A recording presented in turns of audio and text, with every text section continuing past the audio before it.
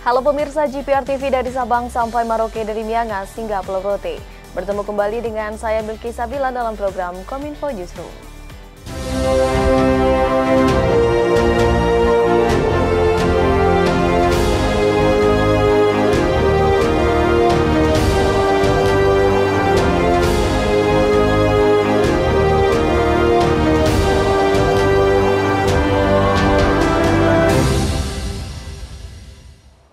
Pemirsa, inilah Kominfo Newsroom selengkapnya. Rencana pelaksanaan Hari Ulang Tahun ke-79 Republik Indonesia di Ibu Kota Nusantara terus dimatangkan. Kepala Otorita Ibu Kota Nusantara Bambang Susantono menyatakan untuk pelaksanaan upacara kemerdekaan tersebut akan dilaksanakan tepat di Sumbu Kebangsaan.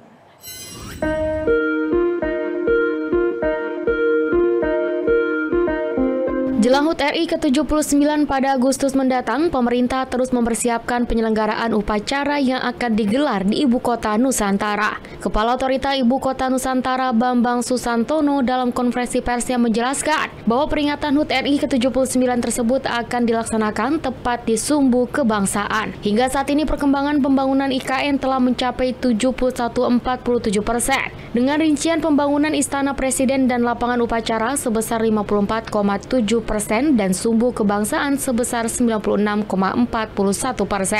Terkait pelaksanaan secara teknis, kapasitas, lokasi, dan fasilitas yang dibutuhkan, Kepala Otoritas IKN akan berkoordinasi dengan Kementerian Sekretariat Negara. Cara ya, 6 bulan dari sekarang kan, kira-kira. Memang dikoordinasikan oleh Seknek ya. Jadi kami nanti akan berkoordinasi bagaimana bentuknya, berapa orang di situ, fasilitas apa yang disediakan. Tentunya ini semua masih 2024, jangan dikikir semuanya udah jadi semua gitu kan. Kita memang sudah ada yang jadi, istana insya Allah jadi, plaza seremoni juga jadi, kemudian Sumbu Kebangsaan jadi. Tapi apakah kita akan melakukan full scale atau hybrid, mohon ditanyakan ke teman-teman di Seknek.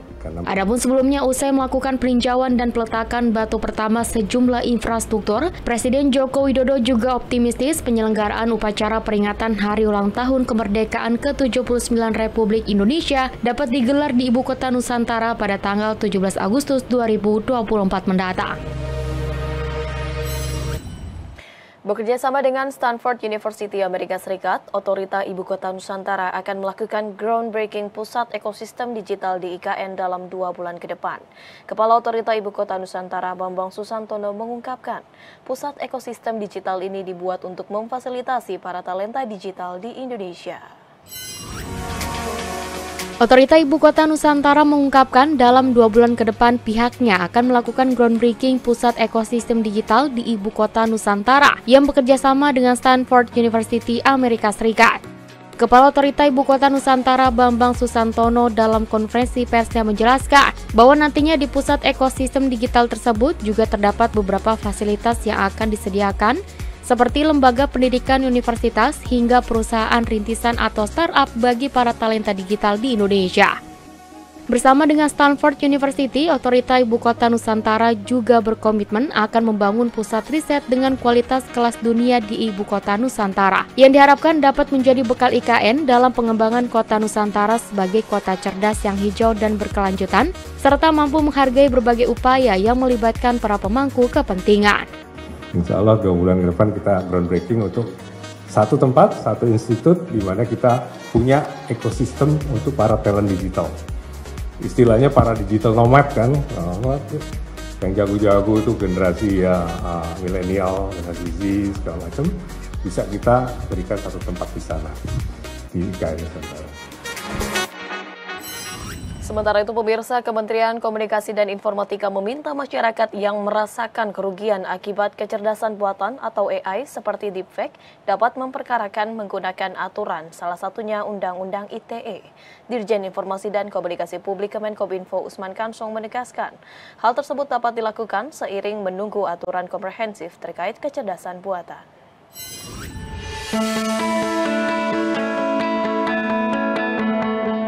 Penggunaan kecerdasan buatan atau AI yang dalam hal ini menghasilkan deepfake berpotensi memicu kekacauan informasi dan membuat publik kebingungan membedakan informasi benar atau tidak. Menanggapi hal tersebut ditemui usai menghadiri forum diskusi media bertajuk AI dan Keberlanjutan Media, Direktur Jenderal Informasi dan Komunikasi Publik Kementerian Kominfo Usman Kansong mengatakan, korban yang merasa dirugikan karena penggunaan teknologi AI dapat melapor ke pihak berwajib. Usman mengatakan, langkah mengatur penggunaan kecerdasan buatan sudah dimulai dengan terbitnya Surat Edaran Menkominfo Nomor 9 Tahun 2023 tentang etika kecerdasan buatan. Sementara itu, untuk menanggulangi fenomena grafis palsu atau deepfake yang dianggap merugikan, Dirjen IKP Usman mendorong masyarakat untuk menggunakan aturan atau undang-undang yang berlaku untuk memperkarakan pelakunya.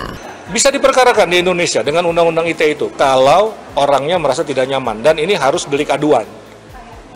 Delik aduan harus diadukan, nggak boleh otomatis pemerintah yang turun atau polisi yang turun, tapi harus ada pengaduan. Selain menerbitkan edaran terkait etika kecerdasan buatan, pemerintah juga menyiapkan aturan lebih komprehensif dengan menyusun aturan presiden terkait AI yang tengah dilakukan oleh Badan Riset Inovasi Nasional. Pemirsa, meskipun politik identitas masih sering digunakan akibat perbedaan pilihan politik dan keinginan untuk menjatuhkan pihak yang berbeda pilihan, Wakil Menteri Komunikasi dan Informatika Nezar Patria menyatakan ada kecenderungan kuantitas hoaks dan politik identitas menurun di sepanjang musim kampanye pemilu serentak 2024. Hal itu ia sampaikan dalam Forum Merdeka Barat 9 dengan tema Dewasa Berdemokrasi pada Pemilu 2024 di Media Center Kementerian Kominfo.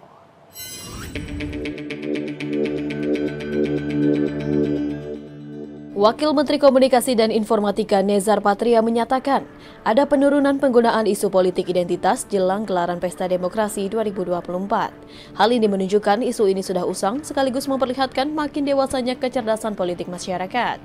Wamenkominfo Nezar Patria mengatakan, berkurangnya pemakaian politik identitas disebabkan karena adanya pengalaman pemilu yang sudah pernah dijalankan masyarakat sebelumnya, yakni pada 2014 dan 2019.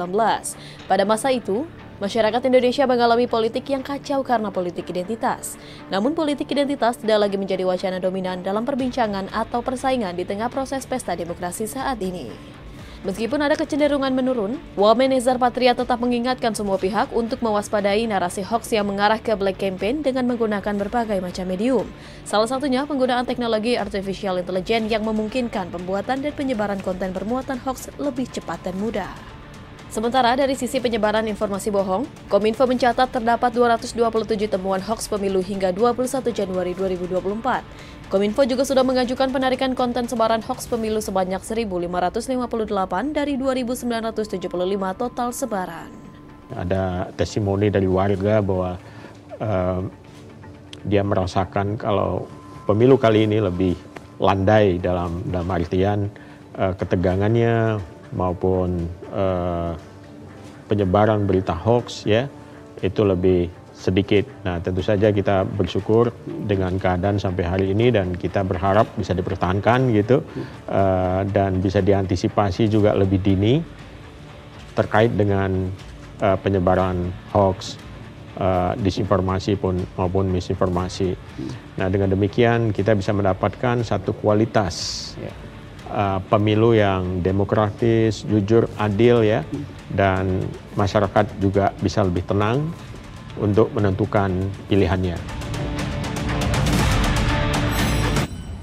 Pemirsa, usai jeda tetaplah bersama kami karena kami akan menghadirkan informasi lainnya.